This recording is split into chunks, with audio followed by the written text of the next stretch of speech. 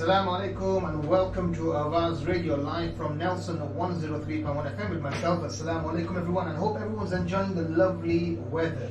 So alhamdulillah, this week mashallah, the lights, this week mashallah, the back to school as well. So many parents are actually happy that their children have actually gone to schools and also madrasa as well. A big massive task for our teachers and also for our madrasa teachers.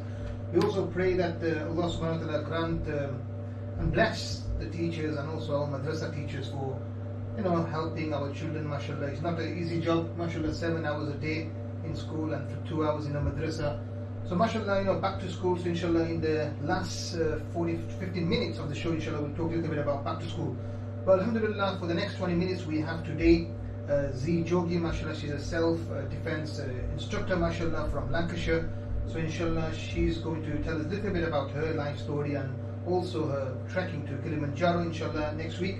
And at 6:30, inshallah, we'll have Councillor Tiger Patel, known as Altaf Bhai from Blackburn. Mashallah, he'll be here and talking about how he got involved in politics and also some key messages to our youngsters with regards to getting involved in local politics. So inshallah, we welcome you, Z Jogi. Assalamu alaikum, Z. Walaikum assalam. Mashallah, she's also even brought a little camera, so she can record, what's happening here. So anyway, Z, how are you? Everything's okay? Alhamdulillah, I'm great. Mashallah, I've been reading about your Kilimanjaro trip, which inshallah will be taking place next week. Correct, yes. So, Z, tell us a little bit about yourself. So I've actually started doing a lot of martial arts when I was young. So when I was around about 15 years old, I started Thai boxing. It sort of was just a sport just to control my mental health and well-being, and then it sort of became a passion and then an addiction. And then sort of when the years went on, I sort of decided to get qualified as a Krav Maga instructor, which is a military style self-defense training, personal trainer, fitness instructor, self-defense and restraint instructor. So I sort of just wanted to gain more knowledge in this area so I can teach other people on how to learn self-defense. We then set up a community project in 2018 called Z's Defence Academy, that's ZS Defence Academy, and we teach local women in the community self-defence, and yeah, and alhamdulillah, mashallah, Z, alhamdulillah, not only in Blackburn but across Lancashire and also in Greater Manchester. Correct. You've been training a lot of sisters, and the thing is, your niche is actually the BME community. Sisters, absolutely. Female. Yes. So alhamdulillah, you're one of the first females actually in this country to actually get involved, in this sort of defence. So when you started, what was it like being the only female? It was quite hard because training with men all the time, there was a lot of stigma attached, especially culturally, and I sort of just thought through it and just focused on my training and becoming strong as an individual, and just kept sticking at it until I got my qualification, so then I could then teach. Now I can actually teach other people. So when you started, you had a lot of barriers, yes, working in a male-dominated environment, and something that with a hijab on as well, mashallah, getting involved. But alhamdulillah, now mashallah, you're well established. Yes. You've got a lot of sisters, mashallah, as far as Greater Manchester, mashallah, contacting you, helping them. So why do you think that self-defense is very, very important, and why is it important for our sisters to get involved? I think it's very important. Self-protection is key, especially after Sarah Everard's situation, who unfortunately got kidnapped and murdered, and I sort of feel that it's important as women to be strong. A lot of the BME community sort of rely on their brothers, fathers, to be doing stuff for them or for protection. And I think as an individual, not having a male figure in my life, I sort of had to protect myself and my family, which is why I sort of now wanting to let other females, especially in the BME community, to learn self-defense, because it could save your life one day. Yeah, because usually sisters, they want an environment where they're safe, where there's a female, there's a sister with a hijab, and they feel comfortable just by looking at you, mashallah, wearing a hijab. And they sometimes think that if you can do it, they can do something, they can learn. So are you getting that sort of rapport with our sisters? Definitely. I think people look up to me now, and I think the social media channels which are showcasing sort of what I do, is showing people, it's breaking that stigma that women can fight. We're not just ones that sit at home, cook and clean. We can get out and we can do physical activities, hiking and all that sort of stuff. And alhamdulillah, you also have a full-time job, and mashallah, yes, doing this as well as a voluntary. Correct. That's good. Yeah. So, Alhamdulillah, we have, Z, I was going to call her sister Z, or Baji Z. So alhamdulillah, her name is Z Jogi. She's from Blackburn, from Lancashire. And alhamdulillah, she's involved in helping our sisters, mashallah, on a self-defense and also other instructor course.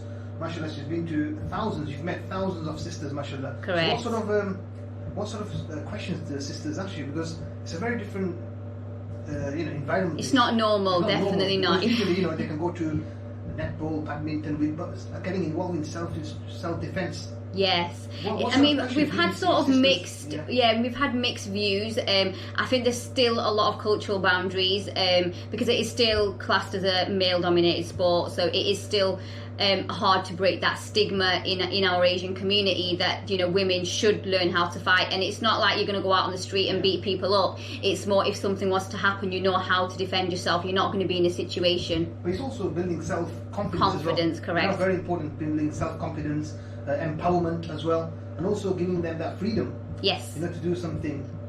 So alhamdulillah, that's really interesting. See,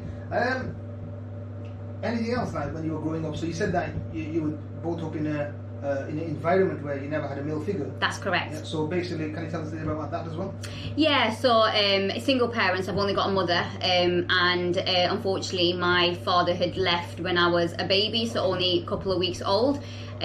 Never had contact since, so I don't have any brothers, barely no uncles, so family-wise it's been quite a small-knit family, and not having that male figure, I think, has given me that sort of strength to be able to learn martial arts just to protect myself, and now I want to share that to the world and share the knowledge that I have to the community. Do you speak Urdu by any chance? Because you can talk in Urdu. Yeah, थोड़ी Urdu बोल सकती हूँ. So, resilience. The word resilience comes across my mind. So, growing up in a single-parent environment, you said you don't have no brothers, no male figures.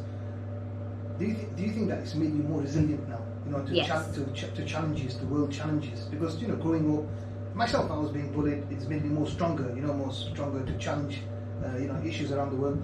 What about yourself? Has that made you more strong? This martial arts and this self-instructing and all this. It's taught me discipline, and it's taught me a lot of things, which is the reason why I've signed up for this world record challenge to climb Kilimanjaro and complete an obstacle course at the summit of around about 6,000 meters. That's good, mashallah. So Z, mashallah, will be going to Kilimanjaro. So what we'll do, we'll take a short break.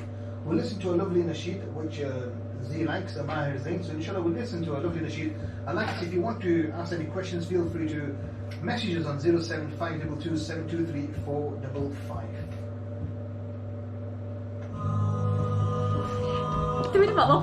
Kilimanjaro is as well, because not many people have never heard of Kilimanjaro. Yeah, so Kilimanjaro is the highest freestanding mountain in the world. It's in Africa, in a place called Tanzania.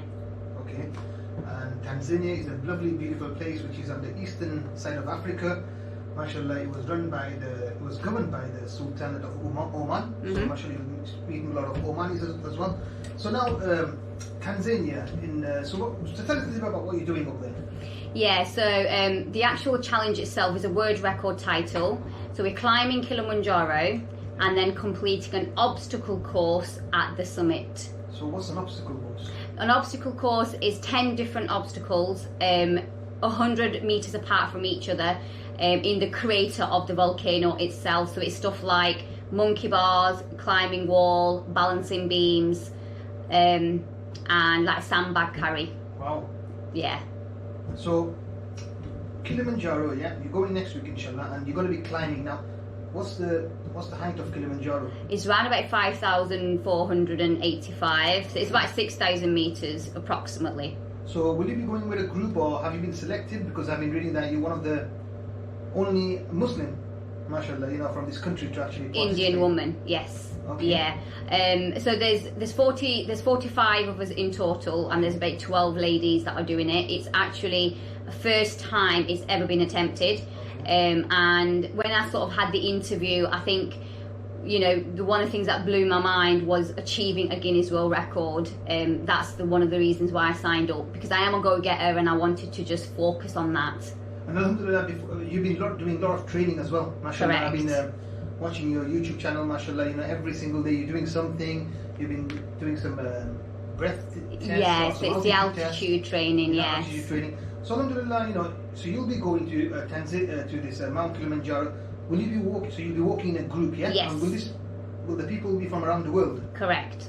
Okay. So you'll have some trained professionals who will be walking with yourself in case something goes wrong. Yeah, so we've got David Pickles, who's the organiser, and Rob Freeman. They're the two organisers. David has actually climbed it like 56 times, so he's a professional, and Rob Freeman is a champion in like making obstacles. So they're the two main organisers, but they are a lot of health and safety because it's never been attempted before and it's very, very dangerous. It's there's a lot of people from the Tanzanian government and